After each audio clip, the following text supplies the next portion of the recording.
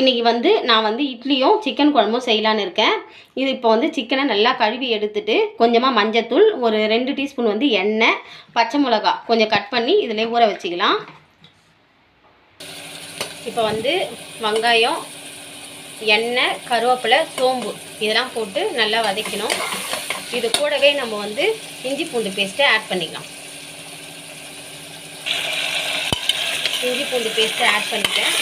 நல்லா வதக்கிட்டு நம்ம வந்து இப்போவே வந்து தக்காளியும் ஆட் பண்ணி வதக்கலாம். ரெண்டுமே ஒன்றா வதங்கிடும்.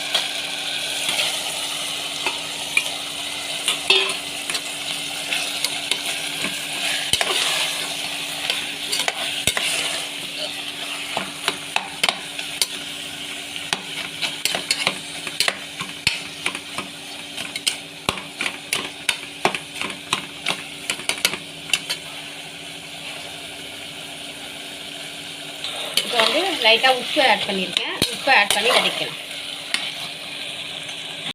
இப்போ வந்து ஊற வச்ச சிக்கனை ஆட் பண்ணிட்டேன். அதில் வந்து இப்போ அதிலே வந்து 2 டீஸ்பூன் வந்து மிளகாத்தூள் ஆட் பண்ணியிருக்கேன். வீட்டு மிளகாத்தூள். ஏன்னா நம்ம இப்போ லாஸ்ட்டாக வந்து கொஞ்சமாக வந்து மிளகுத்தூள் ஆட் பண்ணுவேன். அதனால் மிளகாத்தூள் வந்து 2 டீஸ்பூன் தான் ஆட் பண்ணியிருக்கேன். பச்சை மிளகா வேறு போட்டுருக்கேன். மிளகுத்தூள் ஆட் பண்ணிட்டேன். இப்போது தேவையான அளவு தண்ணி சேர்த்து நம்ம வந்து ஒரு 5 விசில் எடுத்து வச்சுக்கலாம். இப்போ இட்லி ஊற்ற தண்ணி வந்து சூடாயிடுச்சு. நம்ம இப்போ வந்து இட்லி தட்டில் வந்து எண்ணெய் தடவி இட்லி ஊற்றிக்கலாம். இப்போ வந்து 5 விசில் வந்துடுச்சு. சண்டே இட்லியும் சிக்கன் குழம்பும் ரெடி.